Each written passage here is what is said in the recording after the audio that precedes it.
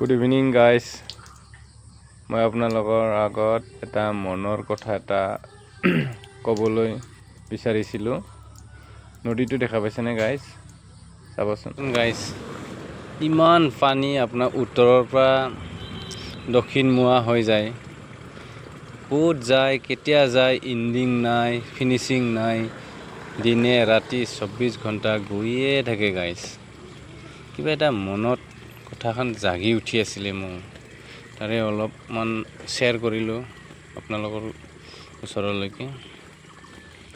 ইমান পানী যে আহে যায়, মানে ভাবিলে অকণমান কথাটো মানে ভাবিবলৈ মানে বাধ্য হৈ যায়। মানে ইমান পানী আছে উত্তৰত, কণ্টিনিউ আহি থাকে, তাৰপিছত দক্ষিণত যায়, সাগৰত যায় বুলি জানো বাৰু।